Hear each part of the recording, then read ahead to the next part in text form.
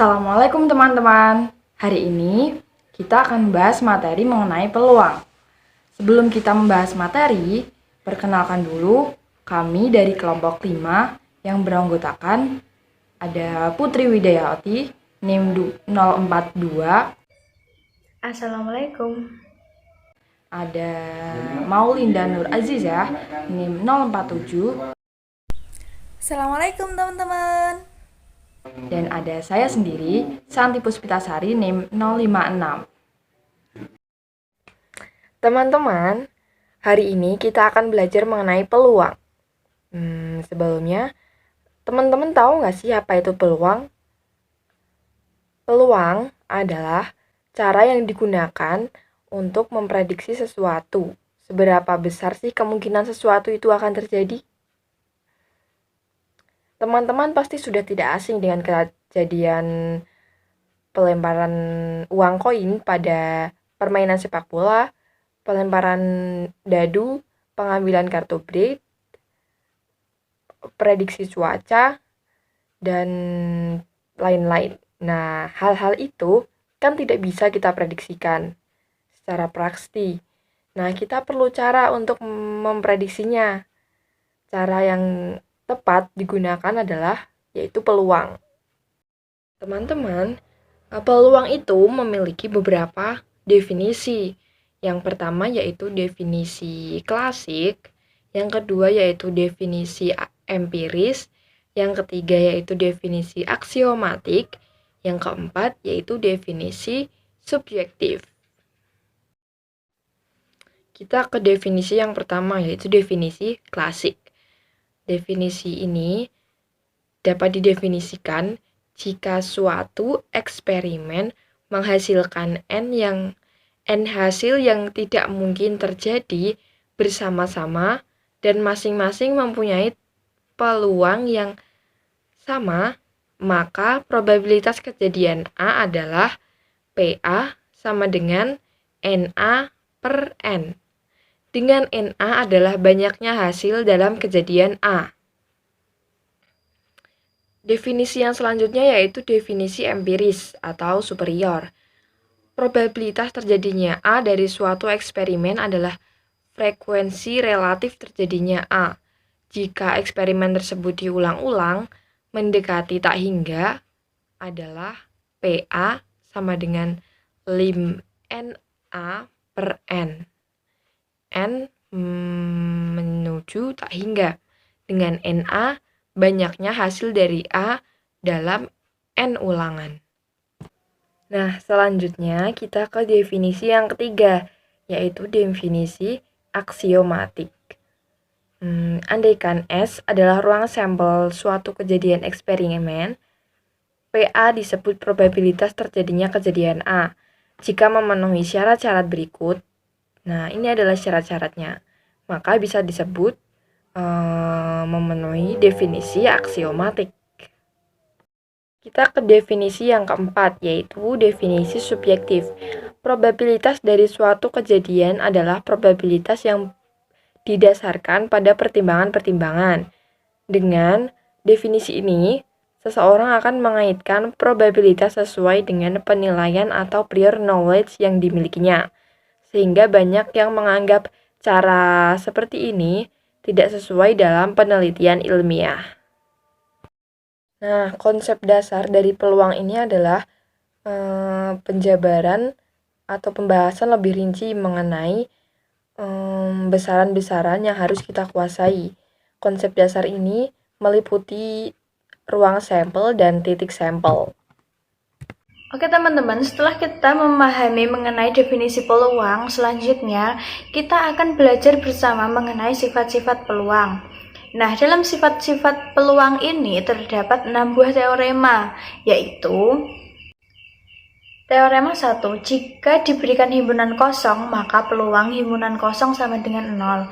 Teorema 2, jika A komplement adalah komplement kejadian A, maka peluang A komplement sama dengan 1 min peluang A. Teorema 3, jika A subset B, maka peluang A kurang dari sama dengan peluang B. Selanjutnya, teorema 4, untuk dua kejadian A dan B berlaku, peluang A min B sama dengan peluang A min peluang A irisan B. Teorema 5, untuk sembarang dua kejadian A dan B berlaku hubungan, peluang A gabungan B sama dengan peluang A plus peluang B min peluang A irisan B. Sedangkan teorema 6, untuk sembarang tiga kejadian A, B, dan C berlaku, peluang A gabungan B gabungan C sama dengan peluang A plus peluang B plus peluang C min peluang A irisan B min peluang A irisan C min peluang B irisan C plus peluang A irisan B irisan C. Selanjutnya kita akan lanjutkan ke contoh soal. Contoh yang pertama, pada percobaan pelemparan dua mata uang logam A dan B adalah kejadian yang didefinisikan sebagai A, sekurang-kurangnya muncul sisi gambar satu kali, dan B, lemparan pertama muncul sisi gambar.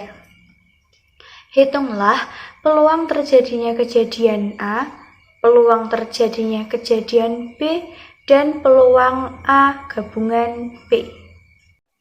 Dari penjelasan-penjelasan tersebut, maka kita mendapat peluang A sama dengan 3/4 dan peluang B sama dengan 2/4. Sebelum kita mencari A dan B, kita terlebih dahulu mencari himpunan semesta atau NS pada percobaan di atas. S sama dengan atau semesta sama dengan AA, AG, GA, dan GG, atau bisa disebut dengan angka-angka, angka gambar, gambar angka, dan gambar-gambar, sehingga NS sama dengan 4. Untuk masing-masing kejadian diperoleh A sama dengan GG, GA, dan AG. Mengapa demikian? Karena syarat A tadi sekurang-kurangnya muncul sisi gambar satu kali. Berarti jika muncul dua kali kan boleh, jadi GG termasuk. Jadi NA sama dengan 3. Selanjutnya B, dengan syarat lemparan pertama muncul sisi gambar, maka diperoleh GG dan GA, sehingga NB sama dengan 2.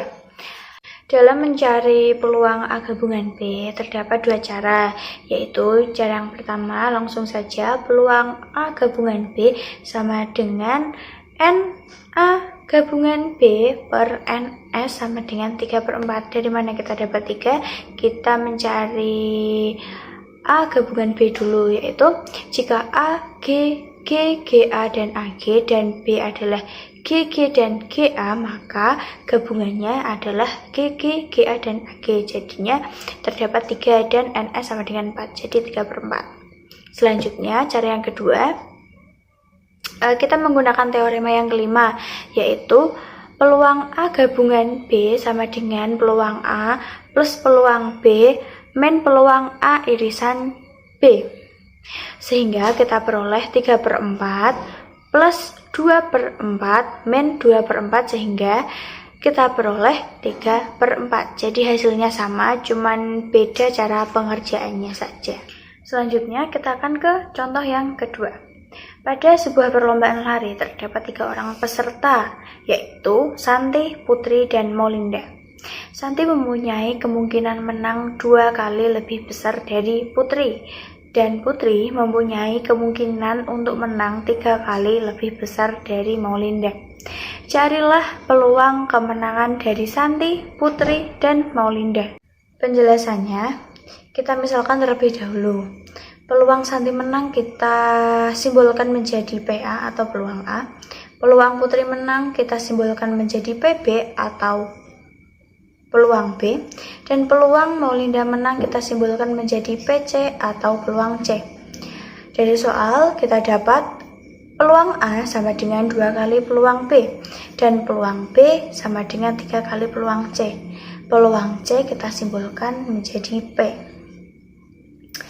Sehingga kita akan mendapat peluang C sama dengan P, peluang B sama dengan 3 kali P yaitu 3P, dan peluang A sama dengan 2 kali 3P, yaitu 6P.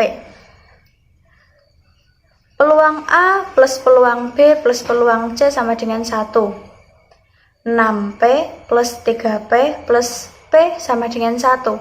10P sama dengan 1, sehingga diperoleh P sama dengan 1/10.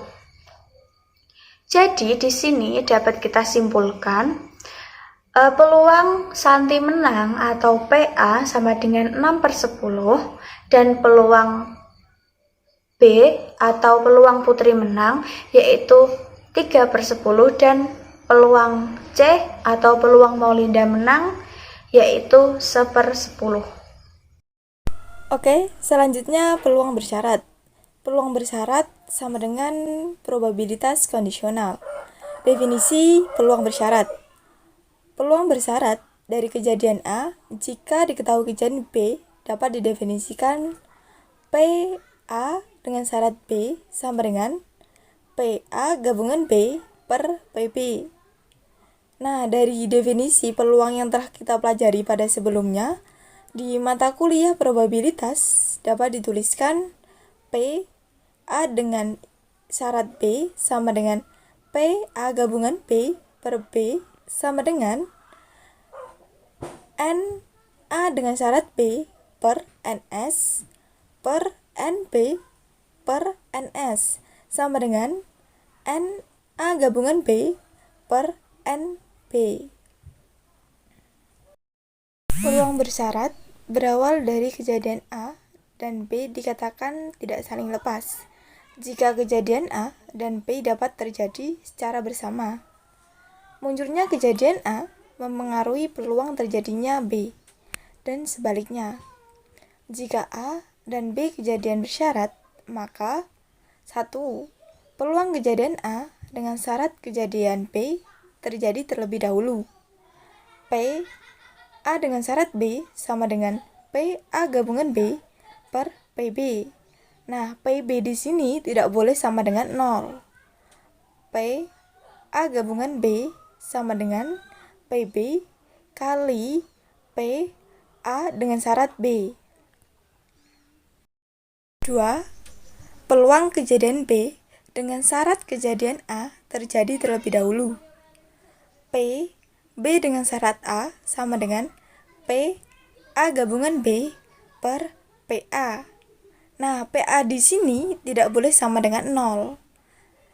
PA gabungan B sama dengan PA kali PB dengan syarat A. Contoh soal, seorang siswa memiliki peluang lulus matematika 0,6 setelah ujian matematika yang mengikuti ujian bahasa Indonesia dengan peluang lulus 0,7. Nah, berapa peluang siswa tersebut lulus matematika dan lulus bahasa Indonesia? Penyelesaian. Untuk yang pertama, kita cari PA-nya terlebih dahulu. PA sama dengan peluang lulus matematika dengan nilai 0,6. Nah, PB dengan syarat A itu peluang lulus bahasa Indonesia setelah ujian matematika sama dengan 0,7. Nah, yang ditanyakan itu PA gabungan B sama dengan PA kali PB dengan syarat A. Nah, PA gabungan B sama dengan 0,6 dikali 0,7 sama dengan 0,42. Terima kasih, itu adalah hasil dari presentasi dari kelompok kami. Mohon maaf jika ada salah kata. Cukup sekian. Wabillahi taufiq wal hidayah. Wassalamualaikum warahmatullahi wabarakatuh.